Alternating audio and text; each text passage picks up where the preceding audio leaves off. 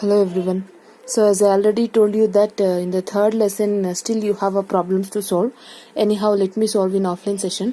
So in this session let me start with the fourth unit. In that you have first theorem, fragment Lendelov theorem. Statement: suppose if f of z is analytical in a right half plane of D, if magnitude of f of z is less than or equal to 1 for all z belongs to D on the imaginary axis, if for some delta greater than 0 there exists a constant a and b such that magnitude of f of z will be less than a into exp, in the sense exponential b mod z power of 1 minus delta for all z belongs to D, then equation 1 is true throughout this region. So if this was true, we have to prove that equation 1 is also true in the region D. So as starting with the theorem itself, I am telling you that all the concepts whatever I am going to do in this chapter especially is very abstract. So I'll just keep on solving. You have to practice, otherwise you don't have any way to do. Fine. Now let us consider let me prove the theorem. So let us consider a function h of z as magnitude of h of z as f power of n of z divided by exp in the sense exponential of z power of 1 minus delta by 2. So I have defined, let us define a function something like this. So you have to remember this. Let us define a function in such a way that it satisfies this condition. Now, and we have to show that this magnitude of h of z naught will be less than or equal to 1 for each z naught belongs to D. Fine. Now let me consider the denominator part. I will just evaluate the denominator part. Let us consider denominator as g of z. Let g of z is equal to exp of z power of 1 minus delta by 2. Fine. As you already know that z is none other than r into e power of I theta, where theta will be in between minus pi by 2 and plus pi by 2. Why? Because it is defined in half of the region. Fine. So z is equal to r into e power of I theta. Then this term can be written as, see here, z power of 1 minus delta by 2 can be written as z is none other than r power of 1 minus delta by 2 into e power of I theta into 1 minus delta by 2. I have just splitted the term r into e power of I theta, right? So z is equal to r into e power of I theta whole power you will get. So I have splitted this term for r as well as e. Fine. Now I can write the same as, see here, exp exponential part of, I'll just substitute in g of z. G of z is equal to exp of, let me substitute this value. So this with z of 1 minus delta by 2, I'm just replacing it, r power of 1 minus delta by 2 into e power of I theta into 1 minus delta by 2. As you already know that e power of I theta is none other than cos theta plus I sin theta. Anyhow, it contains the imaginary part as well. So let me consider the real part only, so that I can write g of z as exponential part of r power of 1 minus delta by 2 into real part of exponential of 1 minus delta by 2 into theta. Fine. Just I am considering the real part of e is another than exponential. E power of x can be written as exponential of x. Similarly, e power of this term I have written as exponential of this term. I have not written I. Why? Because I is the imaginary part. So I am considering only real part.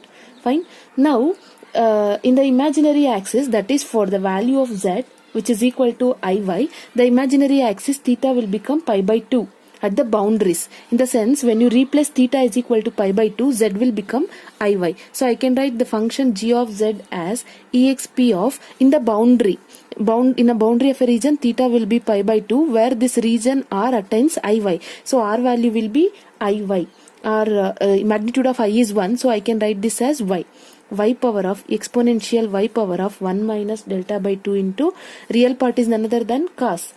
If you want, you can write I also. The real part of this is cos theta plus I sin theta, right? So I'm since considering the real part, so it will be cos of 1 minus delta by 2 into pi by 2. I'll just repeat once again. See, at the boundary in the sense at the upper plane, when theta tending to pi by 2, region r will be exactly equal to y. That is when you're going to consider magnitude of iy, magnitude of I will be 1. So that is why I have written magnitude of y as it is. So exponential of I into 1 minus delta by 2 into theta, meaning is e power of I theta into 1 minus delta by 2. So when you're considering real part, it will be cos theta, right? Imaginary part will be sin. Fine. So what is the value of cos pi by 2? It is 0. So you will get 0. This entire term becomes 0. So you will get exponential 0. Exponential 0 meaning is e power of 0. So what is the value of e power of 0? It is 1. So let me take this as equation 1. This is when the function attains the boundary. Fine. Now for mod z which is equal to x which is equal to r, then we can write the same function. We have to replace x with r. Fine. That is when mod z attains the value r, meaning is the radius r. See, in this case the radius r will be attaining the value y. Now we have taken it as mod z is attaining the value r. Let me take that as one of the value x. So this function g of z can be written as exp of, now smaller should be replaced with capital R as it attains the value r. So let me replace r with capital R. You will get capital R power of 1 minus delta by 2 into cos of, real part is another than cos of 1 minus delta by 2 into theta. Right. So again I can write this as exp of r into 1 minus delta by 2 into capital M, where M is none other than the minimum value. Let me write a small m. Fine. Small m is none other than minimum value of cos 1 minus delta by 2 into theta. Fine. Minimum value. So that is why I have written this as small m. So this represents small m. Small m is none other than minimum value of this function. Fine. Therefore, on the boundary of an imaginary axis, let me take this as equation 5. So why? Because equation 1 and 2 is given in the problem itself. So let me take the given function, whatever the function we assumed it as 3. So this will be equation 4. Let me take this as equation 5. Fine. So on the boundary of an imaginary axis, you can observe that equation 1, whatever the given equation, that is mod of f of z is less than or equal to 1. Equation 1 and equation 4 with equation 3, we can write that h of z is less than or equal to 1. Fine. See here, equation 1 and equation 4 is that in every values, in every case it attaining the value 1. So f of z is also attaining 1, exponential value is also attaining 1. See, h of z in the function h of z, in the numerator we have function of z. So anyhow it is less than or equal to 1. Exponential, denominator is of the form exponential, it is also attaining 1. So I can write this h of z is less than or equal to 1. Clear? Now I can write by equations 2 and 5. See here I have an equation 2. So with equation 2 I am using this equation 5. So I can write as h of z is less than or equal to a power of n into exponential of n into b power of b into r power of 1 minus delta divided by exponential of m into r power of 1 minus delta by 2. Clear? See, equation 5 what I have done is, a function can be expressed as exponential of r power of 1 minus delta by 2 into its minimum value m. So I have used this concept in the equation 2. So f of z is a. So we are generalizing it. So I have written it as, see here I have written it as a power of n exponential n I have multiplied. So for generalizing case I have n, I have written n b into r power of 1 minus delta. Fine. Why? Because we are discussing in terms of r. See here we have considering it value of a function at the region r. So r into 1 minus delta, z is replaced by r. Why? Because we have taken z as r. So r power of 1 minus delta divided by exponential m into 1 minus delta by 2. Just I have substituted g of z value and just I have used the value of f of z for generalized case and I have substituted here and I have written this value as this. Why? Because I have converted exponential z power of 1 minus delta by 2 in terms of r power of 1 minus delta by 2 and its minimum value m. Clear? Now I can write the same as a power of n as it is. Exponential is common, so I'll just shift the terms to numerator. So I can write numerator term as it is, r power of 1 minus delta minus, when you shift this you will get minus, right? So I can write m into r power of 1 minus delta by 2. Fine. So I can say that just by looking at the equation, this value, whatever the value we have inside the exponential, that is power value for e exponential, meaning is e power of this term. So this value tending to infinity as r tending to infinity. If you apply the value of r as infinity, this value is also tending to infinity. Why? Because infinity into anything will be infinity. So e power of infinity will be again less than or equal to 1, right? So I'll just repeat once again. See, whenever the value of this function tending to infinity, r also tends to infinity. Therefore, this function h of z will be less than are equal to 1 and the boundary. Why? Because capital R is large here.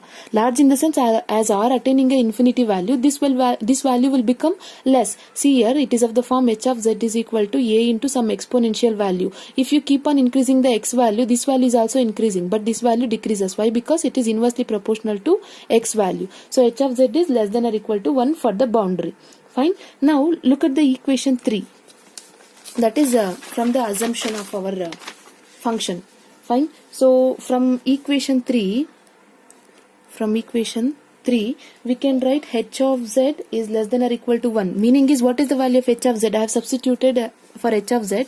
So I can write f power of n of z divided by exponential of z 1 minus delta by 2 will be less than or equal to 1. So this is true for any values of z. So let me replace. I have assumed z, h of z as this function. What I have done is h of z is less than or equal to 1. Now I have substituted the value of h of z here. So now what I have is, it is true for all the values of z. So I can replace z with z naught. So I can write this as f power of n of z naught divided by exp of z naught to the power of 1 minus delta by 2 will be less than or equal to 1. Fine. Now I'll just cross multiply this so that you will get fn of z naught will be less than or equal to exp of z naught power of 1 minus delta by 2. Just I have done a cross multiplication. That's all. Now since it is true for n, I'll just remove this n. In order to remove n, we have to take power 1 by n on both sides. So if you take power 1 by n on both sides, I can write this as 1 by n with n get cancelled. So this term will become z naught power of 1 minus delta by 2 whole power of 1 by n. Why? Because I have taken 1 by nth root on both sides, so that n get cancelled here. Now as this value is very less, as n tending to infinity, similar to this case, as n tending to infinity, this value will be attaining 1. See here, 1 by infinity will be 0. Any value to the power of 0 is 1, right? See here, when you replace n with infinity, as n tending to infinity, 1 by infinity will become 0. So 0, any value to the power of 0 is 1. So I can write f of z naught is also less than or equal to 1 for all z naught belongs to D. So if this is true for z naught arbitrary point, it is true for all the values of z, that is f of z is also less than or equal to 1, and that is what we require to prove is f of z is less than or equal to 1. So I have used this expression and I have arrived that f of z is less than or equal to 1. So this value become 1. Why? Because as n tending to infinity, you will get 1 by infinity is here. 1 by infinity will be 0. Any value to the power of 0 is 1. So f of z naught is less than or equal to 1. Since z naught is an arbitrary point, so I can write it is true for all the values of z. Therefore f of z is also less than or equal to 1. So this is the fragment Lendloff theorem. I'm sorry, I cannot help you in any more. Why? Because all the theorems are abstract only. Not only my subject, you can also familiar with almost all the topics like topology, real analysis. All the topics in MS is almost abstract. You need to practice, otherwise you don't have any way to do. Fine. So next let me prove one more theorem. It is called as Poisson's integral theorem. You have to look at the theorem statement carefully. Why? Because Poisson's theorem is different, Poisson's integral theorem is different, Poisson-Jensen formula is different. Everything will be confusing in this chapter especially. So please go through the statement and headings carefully. So here is a theorem, Poisson's integral theorem, or we can also say Poisson integral formula. Fine. So statement goes like this: if f of z is analytical in a domain D containing mod z less than r, and u is other than real part of function f of z, z is r into e power of I theta, just I have substituted, and v is imaginary part of a function. Fine. Then we have f of z is, we have to prove that f of z is equal to this statement where u and v are defined. See here, u and v are defined by these values. Fine. Now let me prove the theorem. So let me prove this. Let us consider z is equal to r into e power of I theta, as you already familiar. Now I am going to apply Cauchy's integral formula around this point. So I can write f of r into Cauchy's integral formula. F of r into e power of I theta will become 1 divided by 2 pi into integral over a curve gamma. I am going to consider a curve gamma. So it is f of z divided by z minus r into e power of I theta into d z. Fine. So I have applied just a Cauchy's theorem for the given curve. Gamma is a given curve now. Fine.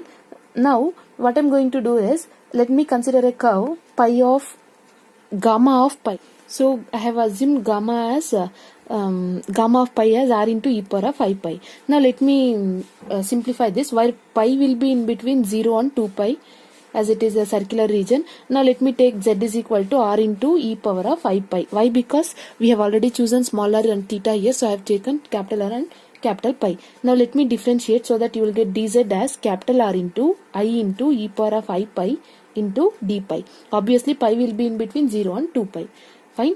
Now I'm going to substitute all these values in this formula so that you will get 1 divided by 2 pi I into integral over gamma f of z. Z is none other than r into e power of I pi into dz is none other than r into I into e power of I pi into d pi divided by capital Z. Z is in the sense r into e power of I pi minus r into e power of I theta. Just I have done a substitution of these quantities in this form.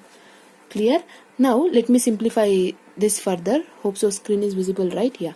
So 1 divided by 2 pi I into, since it is a circular region varies from 0 to 2 pi, so let me substitute the limit as 0 to 2 pi f of r into e power of I pi into I get cancels, right? So I'm not going to write I here, so I get cancelled, so you will get r into e power of I pi into d pi divided by I'll just take e power of I pi as a common term. I'll take e power of I pi common, so that you will get capital R minus small r into e power of I theta I have, but I don't have I pi here. So you have to subtract it from pi. Clear? Again, if you multiply this step, you will get back this. See here, e power of I pi I have taken it as a common term. Since e power of I pi is not there, you should divide it with e power of I pi. So when you shift to numerator, you will get theta minus pi. It is clear, right? Now let me simplify further. So e power of I pi get cancelled. So what you left with 1 by 2 pi into integral from 0 to pi f of r into e power of I pi into capital R d pi divided by capital R minus small r into e power of I into theta minus pi. After simplification, this is what I have.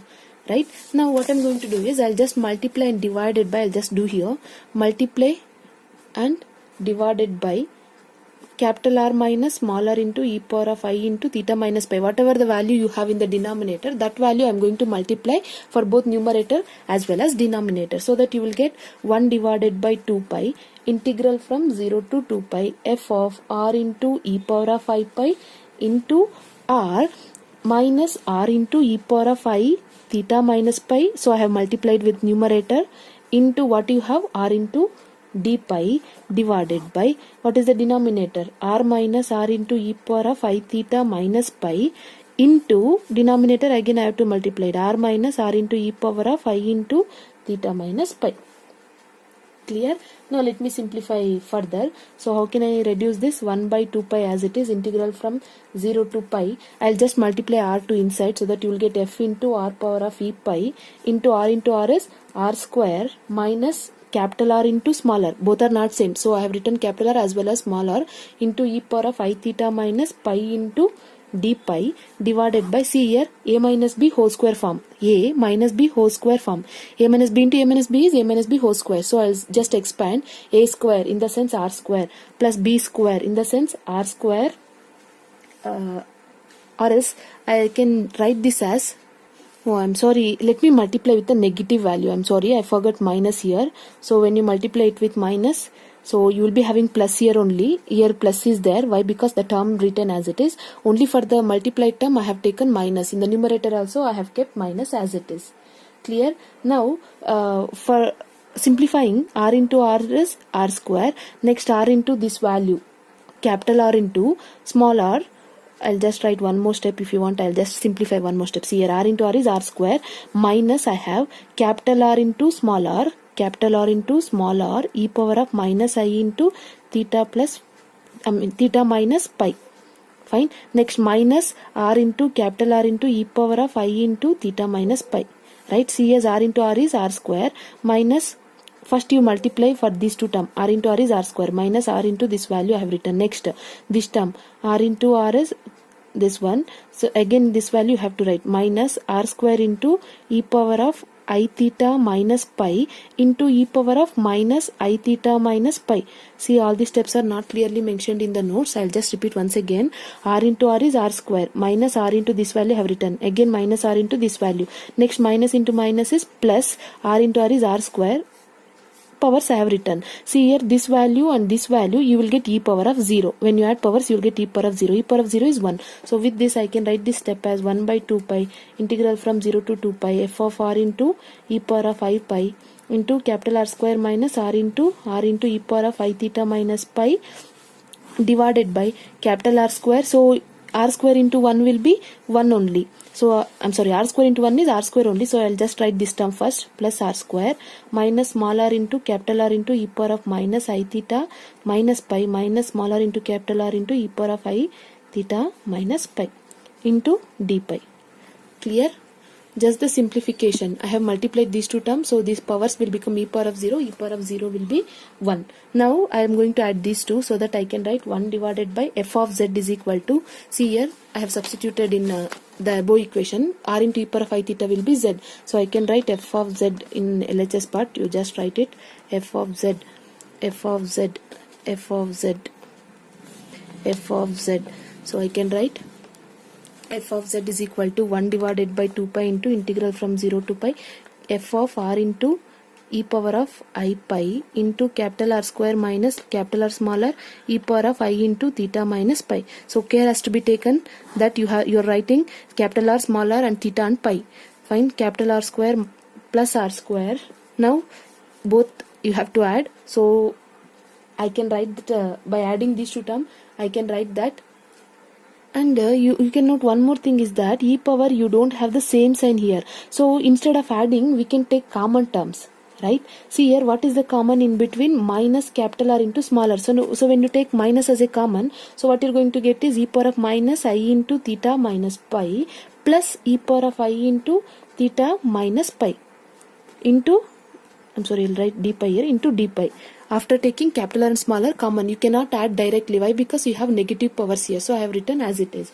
Clear? Now let me simplify this. F of z is equal to 1 divided by 2 pi into integral from 0 to 2 pi f of r into e power of I pi into capital R square minus r into capital R into e power of I theta minus pi. I have just interchanged it. No, not a problem. You can write as it is. Plus r square minus capital R into small r. Now you evaluate this. E power of minus I theta is none other than cos theta plus I sin theta. This is also cos theta plus I sin theta. If you expand this, if you want, you can solve by your own. You will get after simplification 2 times cos of theta minus pi. After simplification you will get this. So let me take this as equation 1. I'll just take this as equation 1. Now we know that magnitude of capital R square by small r into e power of I theta can be written as capital R square by small r into magnitude of e power of I theta. As you already know that magnitude of I theta value is 1. So I can write this as capital R square by small r into 1. So this is capital R by small r. I'm sorry, capital R square by small r. Now I can rewrite this as capital R into capital R by small r. Right? Now remember capital R by small r will be equal to 1 for the larger radius. Fine. So I'll just write the reason, because capital R square by small r into e power of I theta lies outside. In the sense for larger radius this value will become 1. So I can write this as 1 into r. So what I have arrived is magnitude of r square by r into, I'll just write here, r into e power of I theta will be equal to capital R. Fine. For larger radius. If this was the case, I can write, if this was the case, then f of z divided by z minus this value r square by r into e power of I theta will be analytical by Cauchy-Riemann theorem. I mean Cauchy's integral theorem, right? So this will be analytical. Why? Because this lies outside the circle. So this function will, the function of this form will be analytical by Cauchy's theorem. So by Cauchy's theorem, what we can say, when you take integral, the value goes to 0, right? Why? Because this point lies outside the circle. This point lies outside the circle. Therefore, by Cauchy's theorem, we can write 1 by 2 pi I into integral over gamma f of z divided by z minus capital R square by small r into I theta into dz is equal to 0, as this point lies outside. So whenever the point lies outside, directly by Cauchy's integral theorem we can write the value as 0. Clear? Now let us consider, so I'll just write here. So I'm going to consider this function only. So what I'm going to do is I'll just replace z with r into e power of I pi. Then dz will become r into I into e power of I pi into d pi. Obviously pi will be in between 0 and 2 pi. Fine. So I can write 0 is equal to, or else first let me substitute 1 by 2 pi I into integral over r. F of, I'm just substituting r into e power of I pi into dz is r into I into e power of I pi into d pi divided by z is none other than r into e power of I pi minus capital R square by small r into e power of I theta. Just I have replaced z with r into e power of I pi and dz with this. dz is equal to r into e power of I into e power of I pi into d pi. So I have replaced everything in the given Cauchy's theorem. So I'll obtain this. Now let me simplify this as usual. So 1 divided by, as usual I get cancelled. So you will get 1 divided by 2 pi integral over the region gamma. Integral over the region gamma f of capital R into e power of I pi into e power of I pi. Now we can take r as a common in denominator, right? So I'll write just one more step, r as it is. So I'll just take r as a common term. So we will get e power of I pi minus r divided by r into e power of I theta into d pi is equal to 0. Now r also get cancelled. So what you left with 1 by 2 pi into integral over gamma f of r into e power of I pi into e power of I pi divided by e power of I pi minus capital R minus small r into e power of I theta into d pi is equal to 0. Remember that you are writing correctly that e power of I theta and e power of I pi. This is pi, this is theta. Clear? Now let me simplify further. I'll just take e power of I pi common. Why? Because we need to cancel this term as we done it in a first step. So we have to follow the same procedure. F of r into e power of I pi into e power of I pi.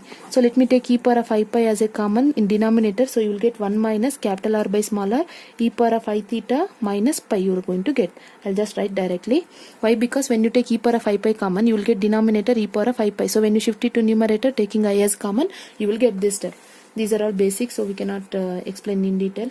1 divided by 2 pi integral. Now it is the region is from 0 to 2 pi. I am just substituting the limit 0 to 2 pi f of r into e power of I pi into, I'll just take LCM in the denominator. So when you take LCM as an r, so you will get e power of I pi get cancelled. When you take LCM r minus capital R into e power of I theta minus pi divided by r, you will get LCM. So that divided by will shift to numerator. So you will get r into d pi is equal to 0.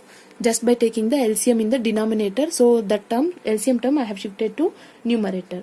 Clear? Now again let me simplify this statement. So I can write this as 1 by 2 pi integral from 0 to 2 pi f of r into e power of I pi into r.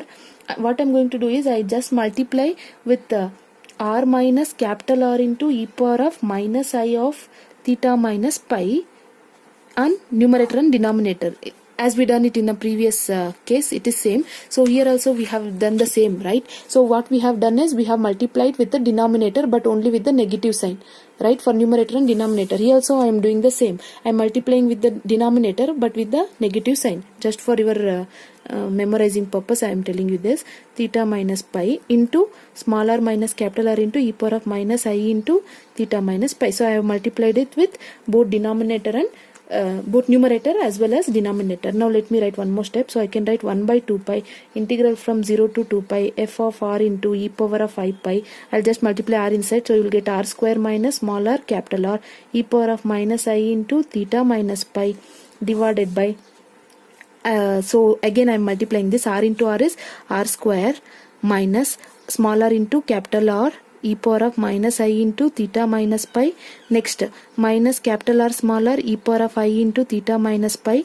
Minus into minus is plus r square into, see here e power of plus I into theta minus pi, e power of minus I into theta minus pi.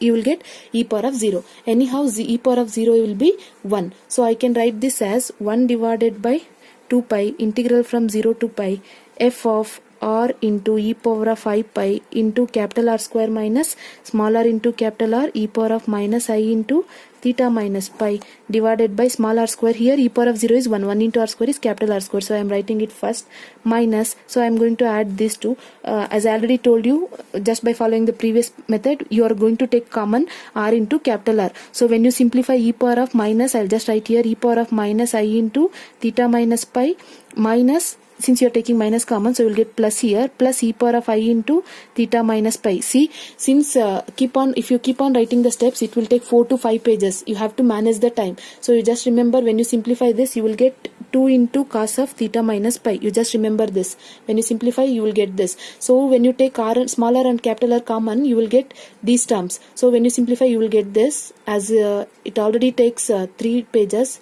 So in your exam, it will take more time. So you just remember this, 2 into cos t pi into d pi. I mean cos theta minus pi into d pi. So let me take this as equation 2. Now look at equations 1 and 2. So this is what equation 2. I'll just continue here. Look at the equation 1. Here we have equation 1 and here I have equation 2. Fine. Now from equation 1 minus equation 2, I'll just subtract equation 1 with equation 2. So here what we have, which is equal to 0, right?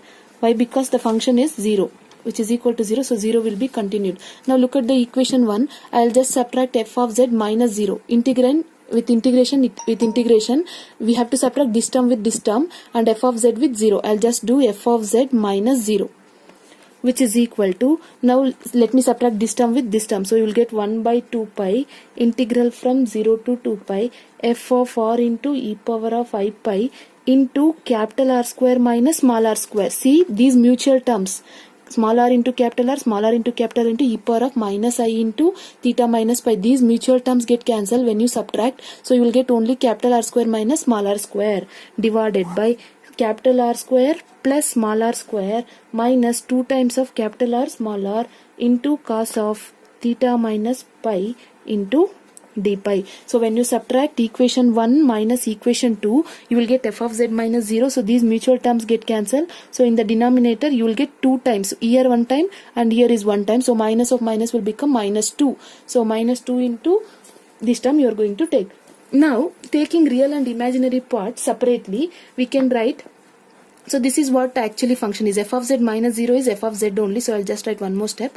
F of z is equal to 1 by 2 pi into integral from 0 to 2 pi r power of e pi into r square minus small r square divided by capital R square plus r square minus 2 into capital R small r cos of theta minus pi into d pi. Now look at the theorem statement. So this is what the function. Z is none other than r into e power of I theta, as we already assumed here. So z you just replace r into e power of I theta here.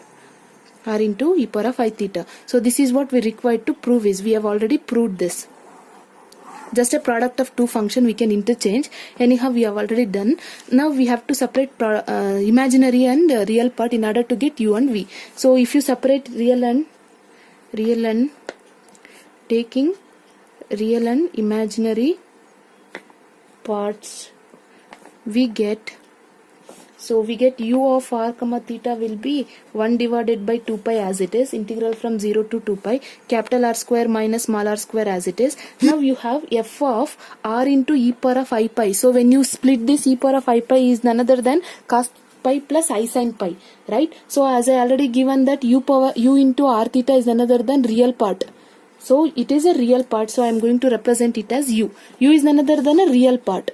Fine. So real part is real part of f of z, right? So this is the meaning. F of r into e power of I pi, in the sense u is a real part. So we are extracting real part. Real part is represented by capital U. So I can write this as capital U of r into pi divided by capital R square plus small r square minus 2 r into r of cos of theta minus pi into d pi. Similarly, imaginary part is v of r comma theta will be 1 by 2 pi integral from 0 to 2 pi capital R square minus small r square. What is the imaginary part here in the question? It is v of r comma theta. So imaginary part of this function will be v of r comma theta, v of capital R comma, it is pi.